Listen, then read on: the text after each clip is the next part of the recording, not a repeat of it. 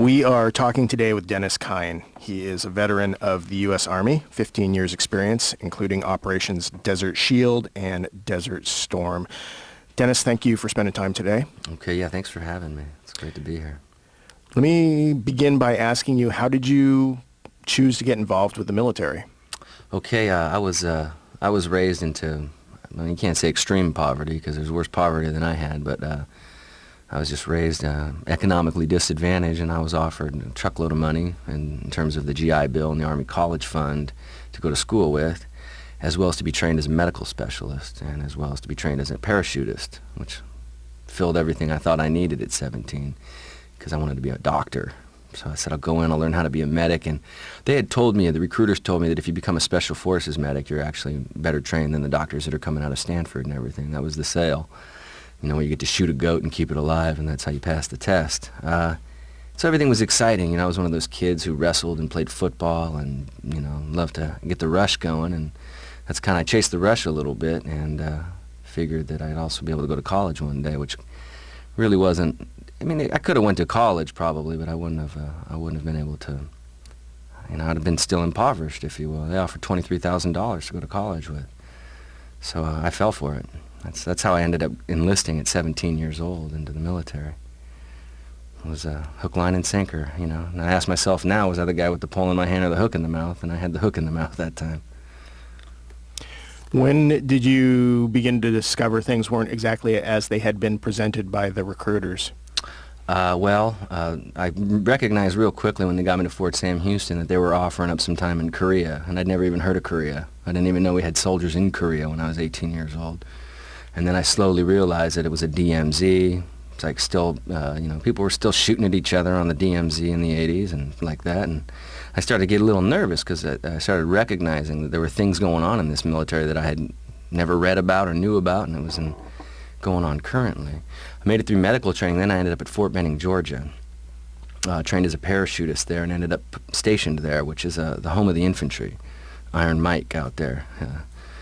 They got the Follow Me patches, and it's a whole lot of infantry tradition there. They got basic training for the infantry soldiers. They have officer candidate school for the infantry officers. They have a Ranger battalion in the 4th Ranger Training Brigade there. They have the School of Americas there. They have airborne school there.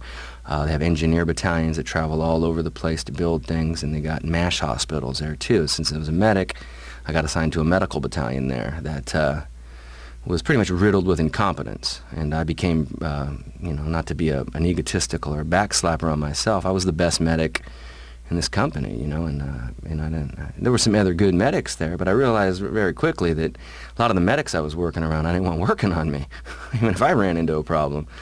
Kind of alarmed. Then in 1989, we invaded Panama, and that just alarmed me all heck because it was Christmas. We were coming up on Christmas time. It was Christmas when we invaded Panama. You know, nobody invades anybody on Christmas. So we're supposed to be going home on leave, you know, we're supposed to be going and seeing our families. And what happened was the 3rd Ranger Battalion deployed to Panama that year, that Christmas, because the way they work is, you know, they have 3 battalions. One of them is ready up, one of them's the next one, and then the other one's on leave. So they had timed it so that the battalion, the 3rd Ranger Battalion, would be on the ready up and shipped down to Panama for the invasion. Some of the Navy SEALs went down there and did some halo jumping out of the back of helicopters and got killed because they didn't really understand what was going on over there. So we lost a lot of Navy SEALs early on, and then some Rangers came out of the bush and killed themselves when they got home. The reason they killed themselves was because when they walked out of the bush in Panama, the young lieutenant forgot to remind them to put their magic tape on their arm. And the magic tape is indicative of a light glow that you can see maybe illuminated off the moon, so that if a helicopter's in the air during nighttime, they'll recognize that as a friendly force. Well, the lieutenant forgot to tell them to put their magic tape on, so when they came out of the bush, they got gunned down. Because whether you're a Panamanian soldier or an American soldier, you're both dressed up like trees. So the magic tape was the clear indicator of you would be an American force. They got gunned down, they came home, soldiers killed themselves in the barracks, and they were reported to their parents as weapons cleaning accidents. And so I'm 19, 20 years old now, and I'm like, whoa, so you just go ahead and lie to the parents, you know, about a child who came home suicidal, possibly homicidal, who knows, and was ordered not to talk to anybody. The debriefing was, don't talk to your family, don't talk to your friends, don't talk to any psychologists or psychiatrists, and you're left there abandoned and alone with your thoughts, you know, and we know what that becomes, you know, manic depression and suicidal. And they did it, and they were young. You know, they didn't have the intellectual resources to deal with that trauma, and they had no coaching or education on post-traumatic stress disorder or anything. They were just told to gut it out and drive on, you know, airborne ranger. And you just can't do that to young kids. Well, that was Christmas of '89, so I'm alarmed now. But comes 1990, I'm supposed to be getting out of the Army by January of '91, which is only 1 year left on my contract. However, in August of 1990, they decided to deploy troops in Operation Desert Shield, which was intended to protect Saudi Arabia from an invasion by Iraq. That's what we were sent there to do, to protect Saudi Arabia from an invasion by Iraq. We weren't sent there to attack anybody. Norman Schwarzkopf had been a defensive commander during the Cold War. He wanted to defend Saudi Arabia from invasions. That's what he was built to do. And he had a long history over there, all the way from his childhood being in that. So he was kind of like royalty over there to the Middle Eastern, Saudi Arabians and like that. So he set up a defensive posture from an invasion, and he was ready for it. Then all of a sudden the oil wells got lit. And then all of a sudden, you know, the Kuwaiti emir's niece were talking to our Senate about how, you know, incubators had been turned over by Iraqi troops and everything and like that. Those were all turned out to be false, you know, just farces. But that was the premonition on which we went on attack to attack Iraq, if you will. And I knew real early on that something was fishy because, you know, prior to that we had been fed incredible vaccinations, making everybody sick. We'd been fed pyristic bromide tablets, which were meant to shut down our synapses from a chemical or nerve agent ripping through our nerves. And we walked into, you know, what turned out to be depleted uranium. So basically I spent 9 months watching everybody get sick. I had been scheduled to get out of the military in January of 1991, which is when Desert Storm started. That would have been my elapsed time of service, was January 91. I should have been going home. But they do what's called involuntarily extend you. And that's what they did. So they kept me there for the remainder of the conflict. And I ended up leaving the battlefield with the last medical unit who was there. And pretty much by that point I knew that we had, you know, the 3 years I served on Fort Benning, Georgia, and in combat were pretty indicative of officer incompetence and just a whole lot of, you know, delusions and dehumanizations and lies. Talk about what you went through when you first got to Operation Desert Shield. You spent a lot of time in a place called Cement City, they referred to it as. It had been an old cement factory, so you can imagine how toxic that would be with all the metals that get put into cement. And that's where we posted. We posted there for 90 days because the geniuses who had sent us over there, actually, the story's pretty deep for us because we were what's called a force comm unit. And we had a little circle on our patch. We weren't a combat-ready unit. We weren't supposed to go, but we had this colonel, Lieutenant Colonel Novier, who wanted to go to war so bad that the assumption is that he forged documents to get us on a plane to get us over there. Well, what he did was he got us over there 90 days early, so we had to wait for our vehicles, which were on ships, to get there. So we spent 90 days waiting for our vehicles. Now, 90 days, what we did was we were medics, so we had litter carriers, the things you'd carry somebody off of a battlefield. That's what we slept on for 90 days. And we slept one next to each other like we were in concentration camps. And we just breathed up sandstorms and cement, and we ate food that was grown in night soil. And night soil, because they have a sand-based agricultural system versus a soil-based system, means we're basically eating food grown in fecal matter. So everybody's getting sick, and you know, we couldn't leave Cement City, and we couldn't take pictures of it. And no media was allowed in to converse with us either. Top secret in here, you know, because we lived like we were living in a concentration camp. We were told that this was the way it was going to be till our vehicles got there. And so, you know, we had all the suicides that come with that, you know, that loneliness, that isolation, and all the sickness and the fatigue of breathing each other's nastiness. And, you know, we're just kind of living in, you know, where our outhouses are, and all of our cleanliness is all turning into our nastiness. And so everybody was getting sick there. Luckily the vehicles showed up, and then we started moving forward. And we walked into the sandstorms, and we walked into, you know, pesticides, and it got worse. It actually got worse as we left Cement City than it was when we had been there. We thought these vehicles were going to liberate us from this nastiness.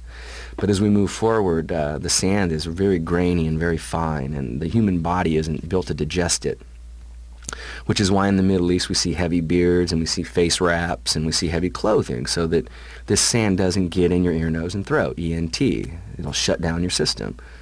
And it's like I'm totally shocked when I see this conflict and a lot of young people over there not wearing anything to protect their face from ENT exposure in these sandstorms. Because the body can't digest this. It just turns your insides into tapioca. So everybody was getting hardcore dysentery at this point. And so what the Army likes to do is they like to feed you meals ready to eat, which are generally, not generally, but they are intended to constipate you. So that in the middle of a tank battle, you don't have to do number 2.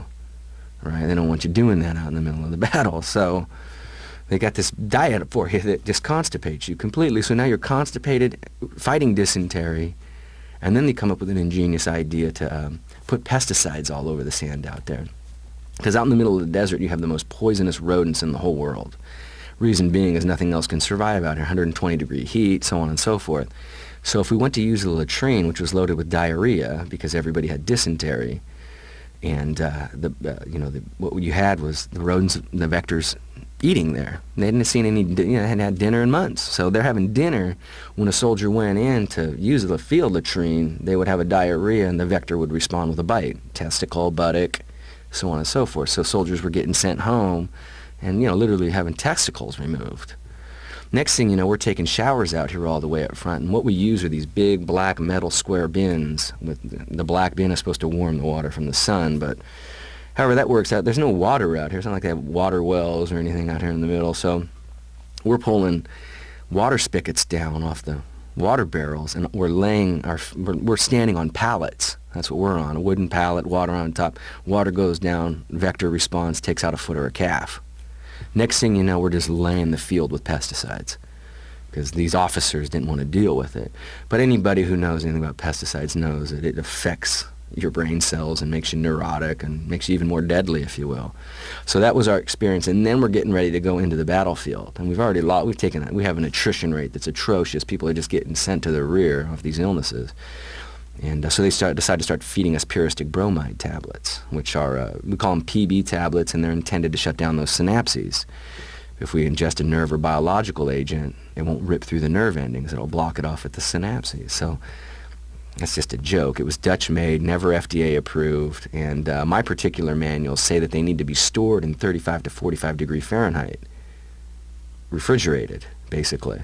But the soldiers were carrying around in their groin area in 120 degree heat, carrying them around in their pocket next to the hottest part of the body. So you got a chemical reaction that's occurring even before you ingest it, because it's supposed to be refrigerated. So now you got some real psychosis going on, and soldiers are starting to flip out. I even had a personal experience with this pill that left me somewhere where I had no idea where I was. And even had a post-experience later on when I was in the civilian sector that was totally similar to the one that I'd had in combat. So these PB tablets made everybody crazy. Next thing you know, you just got people who are whacked out, and then the war started, and we pretty much walked into depleted uranium after that. When the war started, that was after 45 days of bombing. Right. Can you talk about that first? Right. So January 17th, we just rained bombs on the Middle East for 45 days.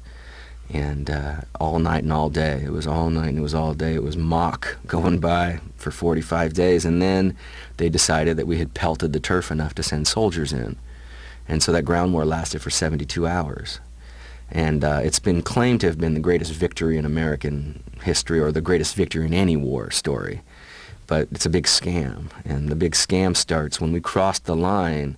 What we never had any education or anything on was wadis, W-A-D-I by the Webster Dictionary. And what it means is a free-flowing river in Arabia. And it's right out of the Webster's Dictionary. So the Euphrates River runs down, and then we have offshoots of it that are coming out into the eastern and western swings. And so while, albeit I've told this story many times to people, and they go, our vehicles can make it through anything. We know that, Dennis. I go, well, I was there, and I got a picture to prove you different. If you want to buy that the M1A1 Abrams is the beautiful tank it is and it can motor all the way to Baghdad, you have to remember that the support vehicles couldn't. And you got to have 2 to 1. You have to have 2 support soldiers for every soldier in combat. You have to have one feeding them, one gassing them, one supplying them. You have to have a chaplain up there to take care of it. It's like you have to have a whole crew moving to support this mission.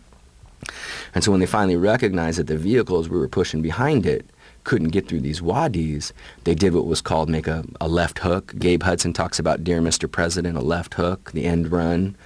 And it wasn't supposed to be a left hook or an end run. It was supposed to be us going all the way to Baghdad. But we couldn't get there because of the wadis. So we hung a right turn, and we ran into this freeway, which was later referred to as the Highway of Death. And if we take a look at this current conflict we're in, we go back to the way we got to Baghdad this time, we went right up the freeway. You don't see any of the footage out in the middle of the desert. The supply people went up the freeway and the tanks went up the sand this time. Living proof about why we couldn't get there last time, because we took the highway this time. And when the soldiers ran into the depleted uranium, everybody got sick. It was immediate, Soldiers got sick, very quick, pale as a ghost, vomiting, the whole thing, all signs and symptoms of radiological exposure. And so what they did was they put us in our vehicles and called this ceasefire. And I happened to have been at the airfield where the ceasefire was supposed to be congregating. We went out there because we thought Norman Schwarzkopf was coming. We wanted to see him. He was our hero, right? They never showed up. We were the only 4 people out there, I think, So basically the ceasefire, the next day we were in our vehicles going all the way back to the rear, sleeping underneath our vehicles all the way back. If night fell, we just crawled underneath our truck and slept there, probably breathing the particles that were falling off of it. And we got back real quick and got onto a TWA airplane and came home. We didn't fly home on C-130s or C-141s. We left our vehicles in Dhahran, got on private aircraft because a lot of these soldiers were going to die, and they knew it. And they didn't want them to die on the battlefield because they would have been considered combat casualties. So they rushed us right home, where everybody buzzed like a radio antenna for a little while. And what they did was they sent a whole new crew of soldiers up front to do what I refer to as cleanup. But more importantly, it should be referred to as a crime in a disguise, because they didn't want the mainstream media to see what had happened on that highway. So the engineers dug trenches on the side of the road and buried everybody in them and covered them up. Makes me kind of wonder what the mass graves they're finding this time really are. But there's all kinds of evidence that actually occurred. Some of the Iraqi conscripts were actually still alive when they were buried in the sand. So it was a very cruel and very inhumane thing to have done. And they told us while we were getting back, we're like, what's going to happen up there, man? That's pretty nasty. And they're, well, yeah, the bodies are bloating, they're getting stinky, and we know Saddam won't clean up his own people. They acted like they were dignified in this mission. Saddam isn't going to clean up his own people, so we'll have to clean it up for him.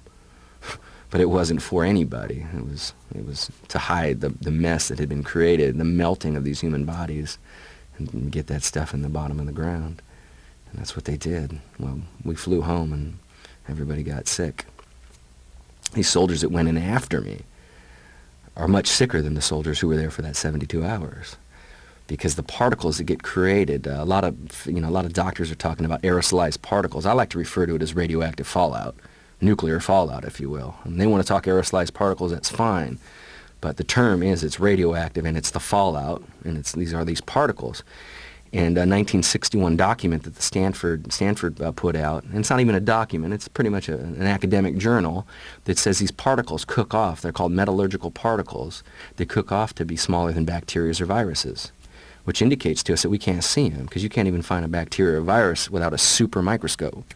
So these particles are so small you need a submicron filter to keep them out. But a U.S. Army soldier is trained to believe in this MOPP5, Military Occupational Protective Posture. 5. That's the highest level you can go. And the soldier's trained to feel safer than anything in the whole world when he's in it. So he puts this on. He says, I can work in the environment. They'll let him work for a few hours, go back, hydrate him, get him back out there. I went to NBC school on Fort Benning, Georgia, which is Nuclear Biological Chemical School, where they put me in that suit and had me playing volleyball, in Fort Benning, Georgia heat. And I know what it's like to work in the uniform. The problem becomes is when these soldiers are feeling safe, doing the job, protecting their people, whatever their psychological idea is, they had no idea that these particles were so small that they were going through their filters. They were breathing them and they were ingesting them. And these soldiers have, alpha-emitting particles lodged in their lungs and all over their body. And the qualitative result or the end result is that they've had children that were born with deformities, incredible deformities. And some of the accounts of the soldiers coming home with their war trophies, maybe they grab an AK-47 from the battlefield, or, everybody loves a war trophy, prove we were there, because we weren't really allowed to take pictures. We weren't supposed to have cameras. That was the whole idea. So they bring home an AK-47 and stuff it in the bottom of their helicopter, and so when the helicopter came home, they'd pull it out. So for an extended period of time, these soldiers would break out their equipment back on the living room floor and liberate these particles again, and their children would die, because the babies and these infants can't sustain low-level radiation at all. And so there's plenty of accounts of soldiers losing their children to these particles that they brought back after our scenario. Our scenario is like a gamma radiation scenario. There's accounts of some Marines and soldiers who came home and their inner organs fell out their backside, just like the females of Hiroshima and Nagasaki when their ovaries fell out. You know, their organs have just been melted by gamma radiation, which is the same kind of thing that that you might find. Heck, it's not really ionizing radiation. You know, ionizing radiation is what we get when we go into this X-ray lab. You know, but it's all kind of a mess. It's just energy cruising around that we can't see, like the microwave oven when we're supposed to wait till the 3 dings, ding, ding, ding, before we open the door. Because if we open it too early, there's a womp coming out at us. That womp's supposed to go through that little hole in the top of the microwave. So if you open it up, you kind of get low-level radiation when you do that. So it's everywhere. They like to refer to it as background radiation, but the human body is the least resilient creature to all of it. You know, a dog can do better in a radioactive element than a human being can. So we're not built for it. And that's what we're trying to get Americans to recognize. Much of the international community knows that the human being can't handle low-level radiation, and that radiation always affects whatever it hits. It's always affecting whatever it hits. And it's cumulative. Yeah, that's why if you're working in a lab, Lawrence Livermore lab, Lawrence Berkeley, or you're working near a reactor, you're wearing a dosimeter. You might want to ask, hey, how come none of the soldiers just have a dosimeter on them? Because we have accounts of, you know, soldiers coming home this conflict with uranium exposure. And so, yeah, it is cumulative. So if you're in there and you get low dose, you know, like you can walk in an X-ray machine and probably survive. But if you work in that environment for 6 months and ingest and continue to ingest, you're going to hit your dose a lot quicker. And if you ingest a particle that's beating for 4.5 billion years, which is the half-life of depleted uranium, 4.5 billion years, I mean, it's going to be there and still a particle even after you go into the ground and decompose. That particle will still exist and is still deathly. You know, you swallow this up and it's still deathly even after you die. And as Helen Caldecott states, if you happen to get cremated, then that particle has a good chance of going back out into the environment, doing some more work. Thank you, Helen Caldecott. I hadn't even put that one together yet. Right, because we know that the blood donor system has been contaminated. We know that the organ donor system is contaminated. We know that you really don't want to, if you have a returning soldier coming from this battlefield, and what they like to do in the military is they like to do command-directed blood donors. The whole commander will say, hey, everybody go down to Red Cross today, go to the gym, give them some blood, and you can have the rest of the day off. All right, we get the day off. Soldier loves a day off. So he goes down and gives up the blood, but the blood is contaminated, you know, and then the blood goes into the blood donor system.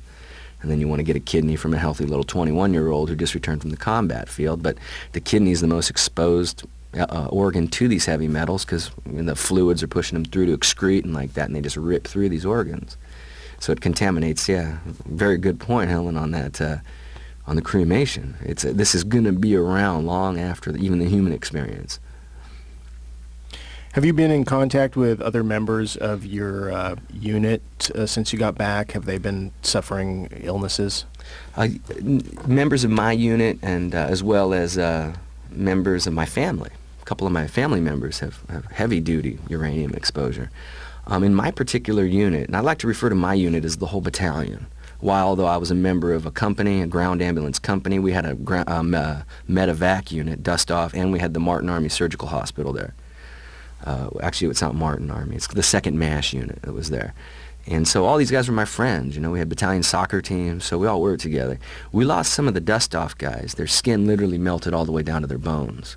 Reason being is if you're talking about these particles being resuspended, because they're that heavy, and we're talking about a sand-based agricultural system, if you bring a dust-off helicopter in, these particles get resuspended, land on your skin, and they just bait a particle and just eating your skin away.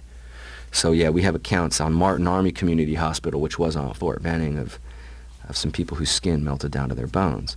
So that's I know some people that we have that experience. My stepbrother, though, he happened to be all the way back in Daharan. So where we were taking our vehicles when we left the battlefield was to where he was. And his job was to crawl underneath the vehicles with his mirror and make sure there was no bombs there. So what he did was he breathed all the particles that were falling off these trucks day in and day out. And so he has the same joint pains and the same complaints, and his children are sick. You know, they have, they're susceptible to things that most kids aren't susceptible to. My sister's fiance was an E7 over there, senior non-commissioned officer, very high-ranking individual for an enlisted camp. And his job was to go all the way up front. Now his pictures are, both of their counts are kind of on my site. They don't want to be named. But you can see my stepbrother we have an image of those pyristic bromide tablets. He brought the packet home. And then my sister's fiance has pictures of another independent evaluation of what these weapons do. So he has his own account of what these weapons do. But his job was to go and recover weaponry that the Iraqis left, and he would bring it all the way back to the rear with him so that he could give it to the French and the Germans so they could do research on it and find out what they were using over there. And he currently looks like what you might say is a cancer patient or an AIDS victim. And he's continuously told, well, you might have cancer or AIDS. But he doesn't. He's been exposed to radiation. So he's totally atrophied, totally. Very, very thin and very frail and very fragile. And he didn't get tested for ionizing radiation. They won't test him. They keep telling him that there's nothing wrong, but they compensate him for 100%. They won't tell him what's wrong with him, but they'll compensate him at 100% disability. And I think they're just kind of waiting for him to die. When you say they, who is the they? Well, the they to me in this particular system is the Veterans Administration. In 1995, they tested me for ionizing radiation, and he had never even heard of it. And he just got his compensation maybe in the last couple of years, but he's never been tested for ionizing radiation. The VA tested me in 1995 for it, and it had been command-directed by General Shinseki, the individual who was running this thing at the beginning of this conflict, when he was still heck, I don't even know if he might have been a brigadier general, just a 1-star. It's very unique that he got picked up 3 stars in 10 years. It's almost impossible to pick up 3 stars. It's when we start learning that the president can just hand out stars and make him a 4-star. But Shinseki ordered all the troops to be tested in 1993 for uranium exposure. And once they got the results from the early tests, I imagine, they said, we got to stop doing this because this is going to be conclusive that we messed up. And then the VA kind of assumed it in 1995. They tested me, but they're not testing anymore for it. And these soldiers returning, I don't imagine. Why, although they're talking about everybody getting tested, I don't think they're going to get tested. But you got tested. Right, I got tested. I got tested 2 times, actually. You can see that Dr. Georgiev was the individual they assigned at the Palo Alto Veterans Affairs Office. And they tested me 2 times. And they never gave me the results of it. But what they did in 1995 was they started compensating me for what they term undiagnosed illnesses. Because, of course, if they had to diagnose me as ionizing radiated, then they would have to admit that they were doing something that was ionizing radiating people. So they didn't give you the results. Have you asked for the results? Absolutely. Absolutely. What's the excuse they give for not giving you the results? Oh, they don't. The file. It's all, we don't have a medical file in the VA system. You don't have a little file you pick up and Garen. Everything's computer-based. Everything is built to fall apart. Everything is built on straws and built to be forgotten and moved around. And they don't even talk about ionizing radiation anymore in the VA. It's not even an issue in there. And they won't diagnose anybody with this particular issue. It's been abandoned.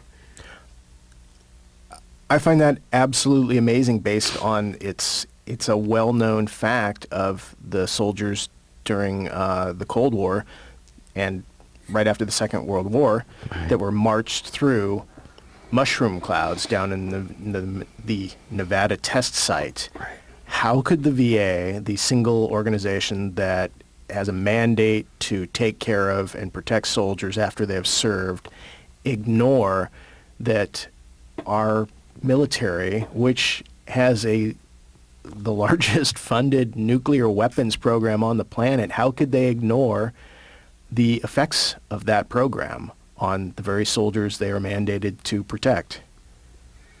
I think Jesse Helms was one of the cats who did some good work. He's passed away since, I think. I'm not sure.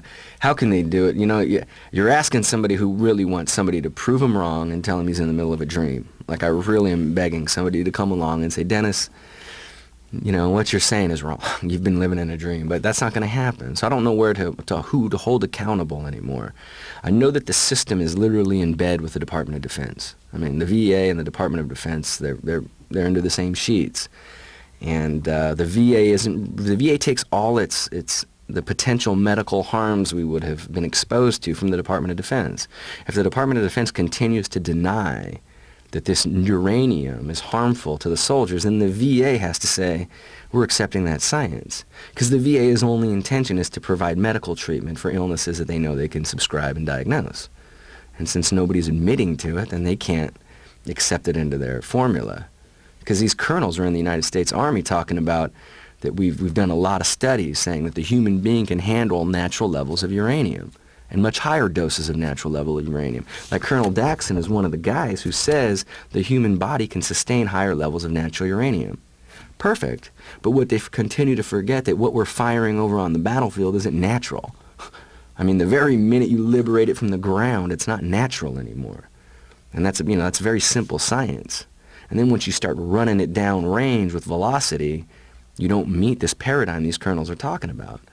I mean, the minute you add velocity to matter, it represents itself as added energy. So their paradigm that I can stand next to natural uranium in its natural state before it goes into an unnatural state of decay, fine. That's the argument they're making. But what we're hurling at these Afghanistan and Vieques, Puerto Rico and Iraq and where it's been bombed all over Yugoslavia, what we're leaving there is not natural uranium. Sorry, Duh. I mean, these guys are field-grade officers in the Army who are talking like they know what they're talking about, but they're talking about something different. They've even been firing it off the coast of Washington here in the state. Right. Part of your formal training was to attend Nbc Training. Right. Can you tell us what that is and what you went through on that? Right, Nuclear Biological Chemical School, and basically the way it works, you have a military occupational specialty, which makes me a 91 Whiskey currently, or 91 Bravo, or 91 Alpha, depending on when you served in the military. So I'm a 91 series medic, and then what you do is, if you're a go-getter, you add little additional qualifiers to your MOS.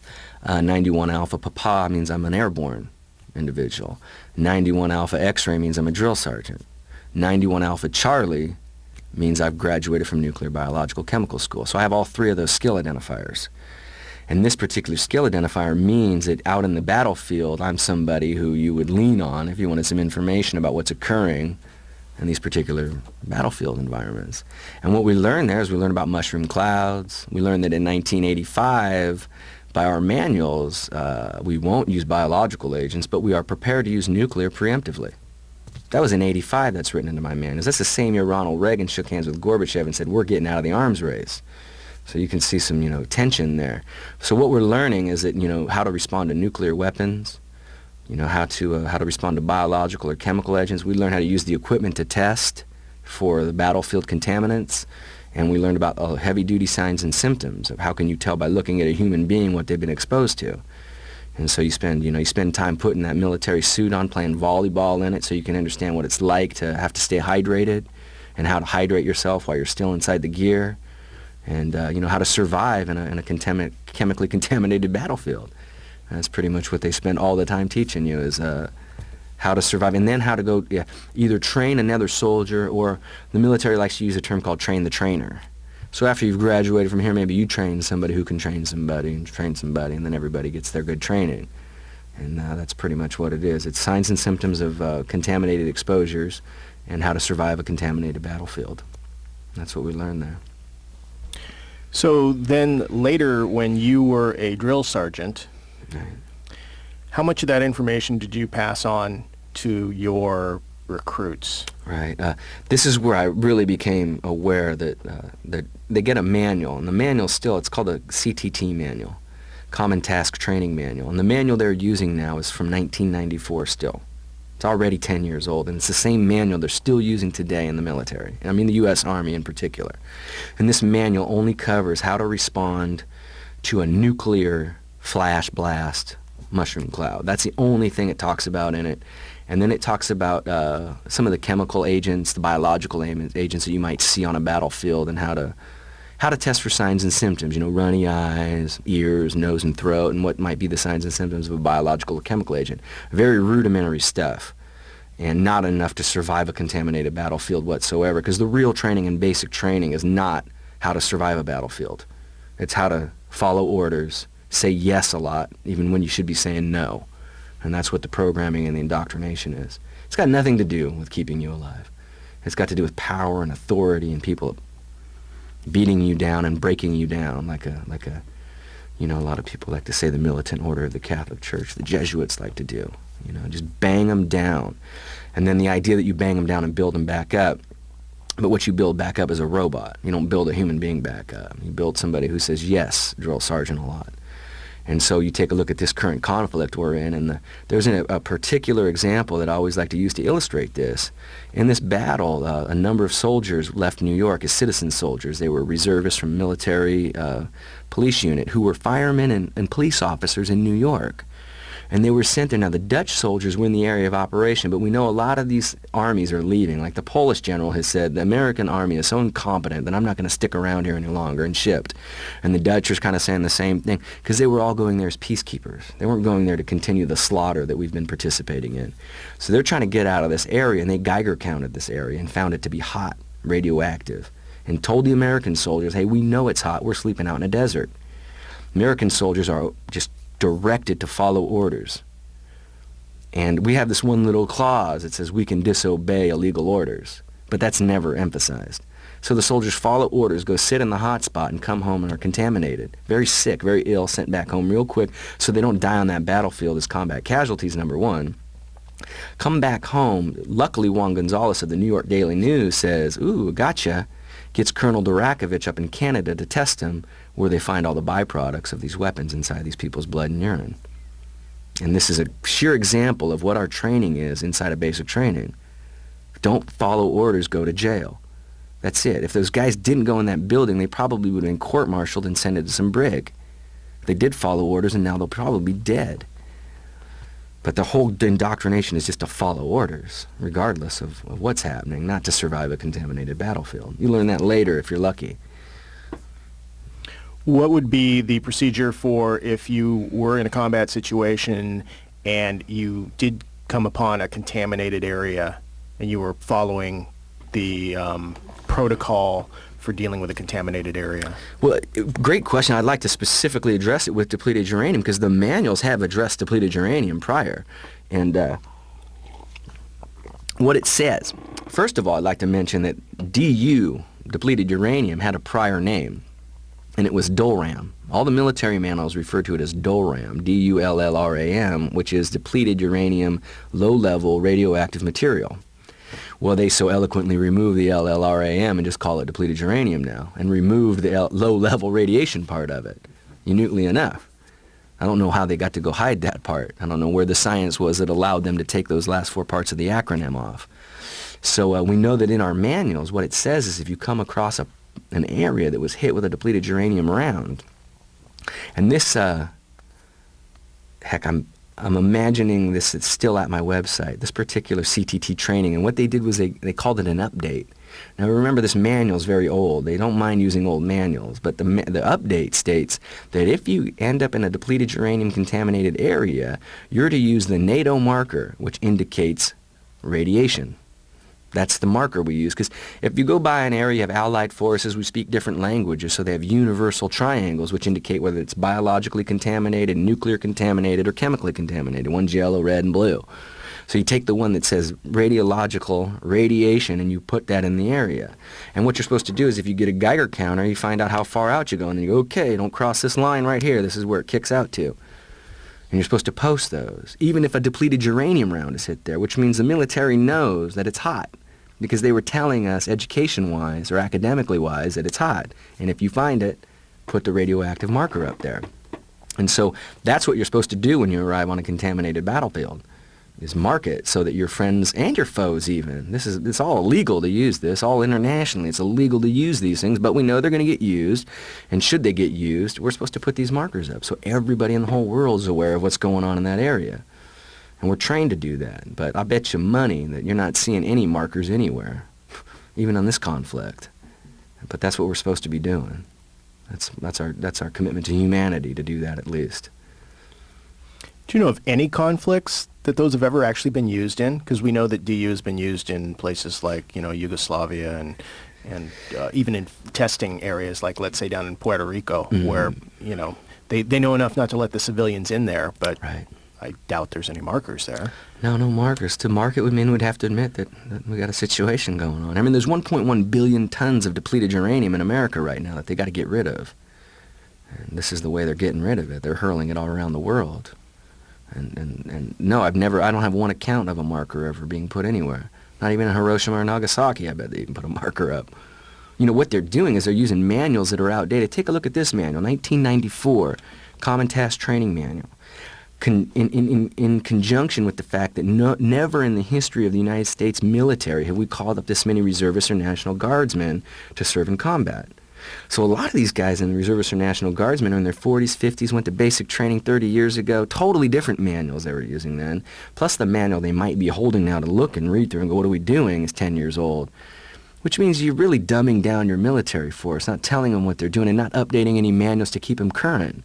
Which means they're going into the battlefield not just equipped with their flak men and their helmets, and they don't have enough gear to survive the battlefield. They're not going in there with the information of what the weaponry can do. They're being held ignorant. They're not even being informed to what the potential is there, because the military is using manuals that are just totally outdated. Take a $402 billion military budget, they can't even update their manuals.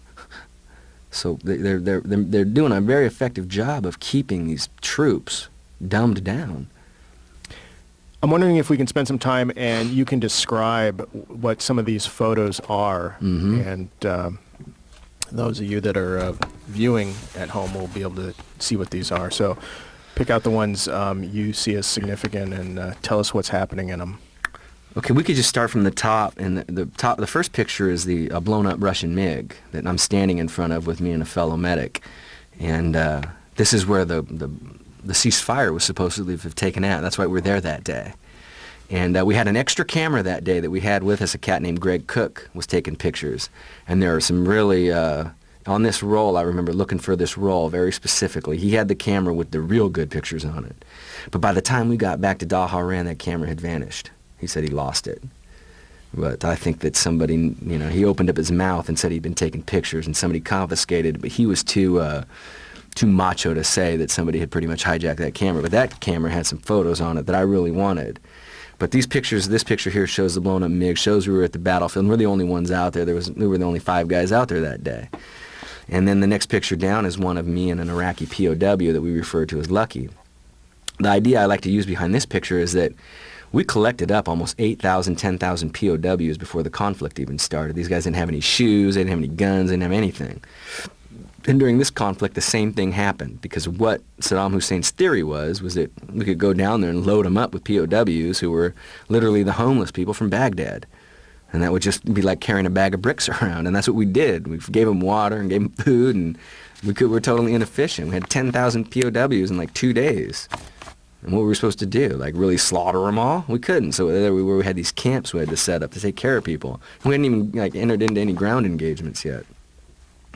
The next picture down wasn't taken by me. This guy is melted to his dash, though. And this picture's made it to the back of Time magazine. I think it was Time that had it on the back. It's the only picture that I've ever seen published in mainstream media. But it isn't indicative of the scenario. This picture right here doesn't really indicate anything other than a guy melted to his dash. Now, the rest of the pictures kind of... Oh, backside. Okay, good. Now, what we start looking at after this picture, as we start looking at body fragments, body parts, we can see Mike Williams in the up left of this picture. And this body part right here, it just has shadows around it. In Hiroshima and Nagasaki, they refer to this as carbonization of the body, because the heat and the flash does nothing but carbonize the body, and since we're all made out of carbon elements, they coined the term carbonization of the human body. The shadows after Hiroshima and Nagasaki of hands and bodies imparted on the wall, and just shadows outlining the human being. And then the next picture down shows a guy with all his clothes on, you know, but his limbs and everything are decapitated. And repetitively, the message I try to make is that we see carbonization of the body in these pictures, the shadows of the body. But one of the other things we notice is that there's no craters. And the fact that there's no craters means this isn't conventional warfare, because conventional warfare is like Dresden or Hamburg after World War II, where the buildings are just left in shambles and there's craters everywhere. Because as former U.S. Attorney General Ramsey Clark likes to talk about, these weapons are meant to kill everything living and keep the property intact. And that's exactly what these pictures illustrate. Because when we go to the next section, we see a truck and we see a steel-belted radial tire doing just fine, while the bodies are just melted right next to it. So these weapons create enough heat to melt the human flesh, but not melt a steel-belted radial tire.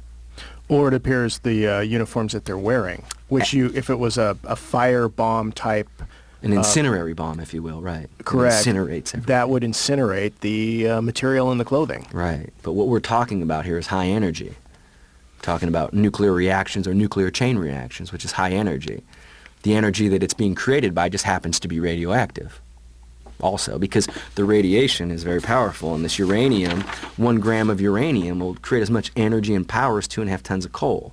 1 gram of uranium in your fingers will tip you sideways. It's that heavy. It's got an atomic weight of 238, which means the energy it creates is just completely atrocious. And then repetitively, the illustration I'm trying to make is that the equipment continues to survive while the bodies continue to be melted next to it. And then we can drop down to a couple more pictures, and we see boots still left on these troops, leather. And leather, surviving hardcore asphalt, hardcore sun, can make it through this heat, but the human flesh can't, which is why the human creature is defined as the least resilient creature to radioactivity.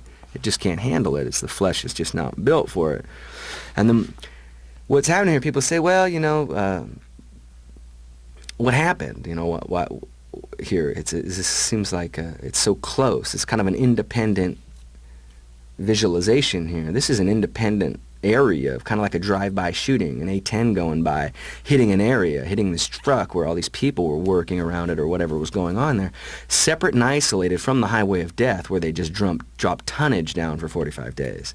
So this was like a drive-by shooting by the A-10 tank buster, most likely, just cruising by, dropping off some of this depleted uranium and hurling it at the soil. And basically what this is a qualitative analysis that takes out the defense they use that this is an armor-piercing weapon. Because a lot of these colonels like to say, well, they just get upset at us because this weapon, just kicks their butt in combat. But their defense is that it's armor-piercing.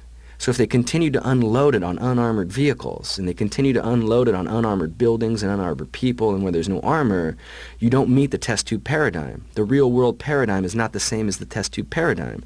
The test tube paradigm means you're liberating all this energy not inside of a tank. You're liberating it outside in the world. And this is what the round did. This shows that when you liberate it outside of that armor-piercing tank environment you've done all your research on, you've now liberated it into a civilian sector.